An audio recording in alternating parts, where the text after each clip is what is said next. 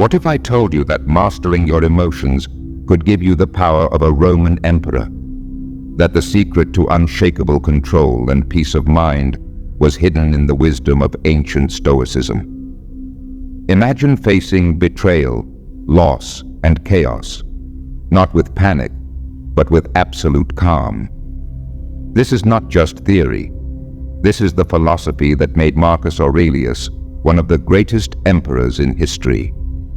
Today, we'll uncover 7 Stoic lessons through the gripping story of how he faced one of the greatest betrayals of his reign. And by the end of this video, you'll have the tools to rule over your own emotions like an emperor. But before we dive in, if you want more life-changing wisdom from the Stoics, make sure to subscribe and hit the notification bell.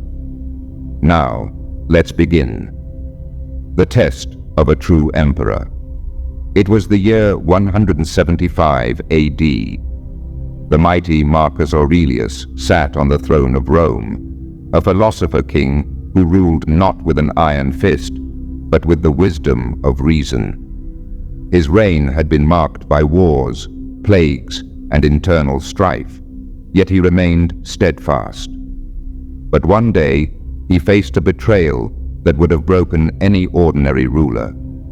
One of his most trusted generals, Avidius Cassius, declared himself emperor, leading a rebellion against the very man who had once favored him. Cassius had assumed that Marcus was weak, that he would crumble under the weight of treachery. The empire stood on the brink of civil war. The Senate panicked. The legions prepared for battle. Advisors urged Marcus to respond with swift and brutal force. But Marcus? He remained calm. To an outsider, it may have seemed like he was indifferent, but those who knew him understood. Marcus was not emotionless. He had simply mastered the art of controlling his emotions. He lived by 7 Stoic principles that can help you master yours too. Let's break them down. Number 1. Control your perception. Marcus Aurelius knew that events themselves hold no power. Only our perception of them does.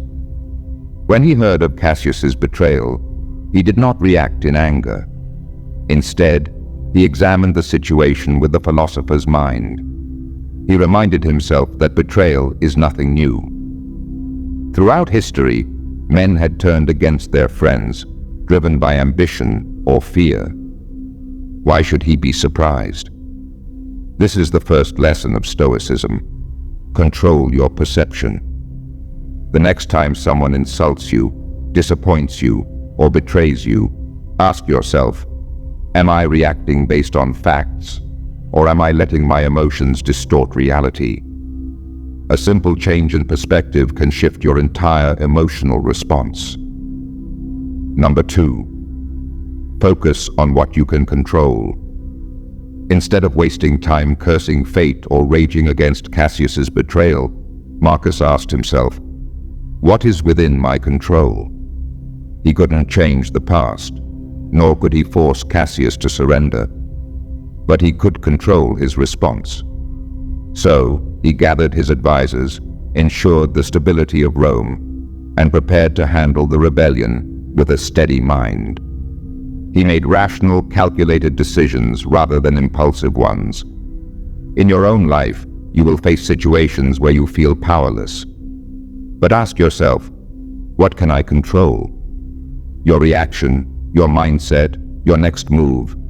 These are always within your grasp. Everything else is not worth your energy. Number 3. Embrace adversity as a teacher. Marcus did not view the rebellion as a disaster. He saw it as a test, a chance to apply his philosophy. He had studied Stoicism all his life, but now, in the face of true adversity, was the moment to live it. The next time life throws challenges at you, don't curse your misfortune. Ask yourself, how can this situation make me stronger? Every hardship is an opportunity to grow. Whether it's rejection, failure, or loss, there is always a lesson hidden within it. Number 4. Respond with virtue, not emotion. Many emperors would have reacted with rage, seeking immediate revenge. But Marcus chose wisdom and justice. Instead of retaliating with brute force, he declared that if Cassius would surrender, he would be forgiven. He did not let anger dictate his actions. How many times have we reacted emotionally only to regret it later? The next time someone angers you, pause. Take a breath. Choose to respond with virtue, not vengeance. That is true strength. Number 5. Practice negative visualization. Marcus had long prepared for worst-case scenarios. He often reflected on the impermanence of life and power. So when things went wrong, he wasn't shocked. He was ready. Prepare yourself mentally for challenges. Imagine losing what you value, not to dwell on fear, but to train your mind for resilience. When difficulties arrive, you'll face them with composure, just like Marcus. Number 6. Accept fate with equanimity. Before the war could even begin, Avidius Cassius was assassinated by his own men. His rebellion collapsed before it had truly begun. Most rulers would have celebrated, but Marcus Aurelius did not. He accepted it as a turn of fate. To Marcus, events were neither good nor bad. They simply were. He understood that resisting what is beyond our control only leads to suffering. He had prepared to face Cassius with wisdom, not cruelty, but since fate had already decided otherwise, he moved on without resentment. In life, we face disappointments, failed relationships, lost opportunities, unexpected hardships. Our instinct is to resist, to wish for a different outcome. But fighting against reality only deepens our suffering. Instead, we should embrace the philosophy of Marcus. Accept what comes, learn from it, and move forward. True peace is not found in controlling circumstances, but in controlling our reaction to them. The more we align with reality, the less turmoil we experience. Number 7. Always act with wisdom and compassion. Despite Cassius's betrayal, Marcus Aurelius refused to punish his supporters harshly. Many expected ruthless retribution, but Marcus knew that vengeance only fuels further conflict. Instead, he chose wisdom over wrath, mercy over cruelty. He understood that anger is like fire. It burns the one who carries it more than anyone else.